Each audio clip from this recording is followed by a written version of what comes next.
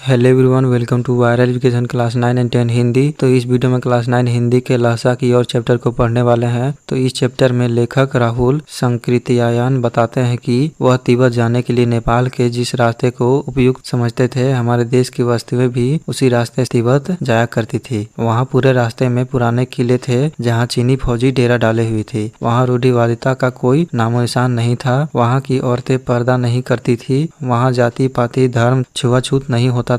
और सबसे अच्छी बात यह थी कि वहाँ के लोग बहुत मददगार होते हैं, चाहे वे अपने जानने वाले हो या अनजान, वे सभी की सहायता करते थे। तिब्बत का विशेष पदार्थ चाय है, जिससे आप जैसे चाहे वैसे ही बनवा सकते हैं। लेखक कहते हैं कि उनका भेंट मंगोल की एक भिक्षु सुमति से होती है, जिन्हें वहाँ के रास्ते का बहुत ही अच्छा समझ था, क्योंकि वह पहले यहाँ आ चुके हैं। वे एक भिखारी के भेष में थे, फिर भी उन्हें रहने के लिए एक अच्छी और सुरक्षित जगह मिल गई थी। परंतु जब वह 5 वर्ष के बाद एक समय यात्री के भेष में घोड़े पर सवार होकर इसी रास्ते से आए, तब किसी ने उन्हें रहने के लिए जगह नहीं दी थी। लेखक बताते हैं कि अगले दिन उन्हें और सुमित जी की तिब्बत की एक सबसे अधिक ऊंचाई वाली जगह, जिसका नाम था थोड़ला, को पार करना था, जो कि अत्यधिक ऊंचाई के साथ साथ अत्यधिक जोखिम भरा भी था, जिसकी ऊंचाई 16,000 से 17,000 फीट थी, जिसके कारण दूर दूर तक कोई गाँव नहीं था। इसी बात का फायदा उठाकर खतरनाक डाकू यहाँ आराम से आवास कर सकते थे। लोगों से छिपने की जगह तथा सरकार की नरमी की वजह से यहाँ अक्सर आने जाने वाले यात्रियों की मौके पर लूटपाट करके उनके खून कर दिए जाते थे, क्योंकि डाकू यहाँ भिखारी के भेष में थे, इसलिए हत्या की उन्हें परवाह नहीं थी। लेकिन ऊंचाइयों का डर बना रहता था। दूसरे दिन वे पहाड़ की खड़ी चढ़ाई पर चढ़ने के लिए अपने घोड़े पर सवार होते हैं और एक जगह पर चाय पीते हैं। फिर दोपहर तक 17 से 18,000 फीट ऊंचे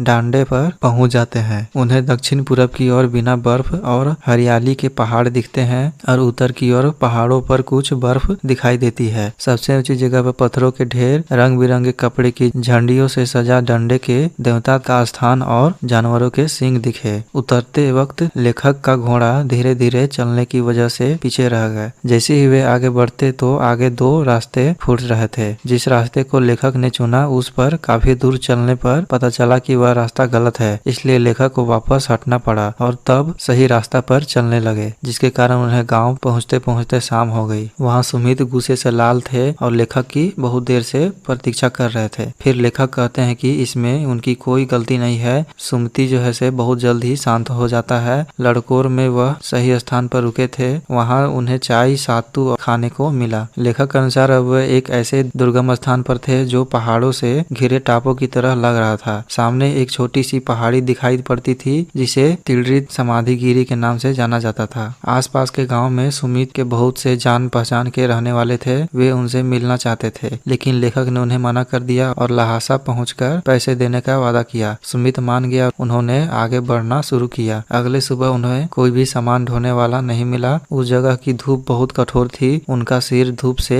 तिलमिला रहा था और पीछे सामान की वजह से कंधा ठंडा पड़ा था। उन्होंने पीठ पर अपना सामान लादा था और सुमित के साथ शेखर विहार की ओर चल दिया। तिब्बत की जमीनें कई छोटे बड़े जागीरदारों के हाथों में बटी हुई है। इनका अधिकांश हिस्सा मठों में मिला हुआ है। अपनी अपनी जागीर में हर जागीरदार कुछ खेती स्वयं ही करते थे, जिसके लिए मजदूर उन्हें बेगार में मिल जाते थे। उनके सारे रखरखाव एक भिक्षुक देखता था और वह जागीर के आदमियों के लिए राजा से कम नहीं होता था। लेखक शेखर की खेती के मुखिया भिक्षु नमसे से बहुत प्यार से वहाँ वे एक मंदिर में गए, जहाँ बुद्ध वचन अनुवाद की हस्ती लिखी 103 पोथियां रखी हुई थी। वहीं लेखक का आसन भी लगाया गया। फिर लेखक उसे पढ़ने में लग गए। दूसरे दिन सुमित अपने जान पहचान के लोगों से मिलने निकल गए और फिर उसी दिन दोपहर तक लौट आए। फिर उन्होंने अपना अपना सामान अपने पीठ पर लादा और भिक्षु नमसे से विदाई लेकर चल पड़े। तो यही था लहसा की और चैप्टर। तो इसी तरह से आप लोग को एनिमेटेड वीडियो के माध्यम से सारे चैप्टर और सारे सब्जेक्ट को पढ़ाए जा रहे हैं, इसलिए चैनल को सब्सक्राइब करें और अपने दोस्तों के साथ भी शेयर करें। तो वीडियो को देखने के लिए बहुत बहुत धन्यवाद। Thank you.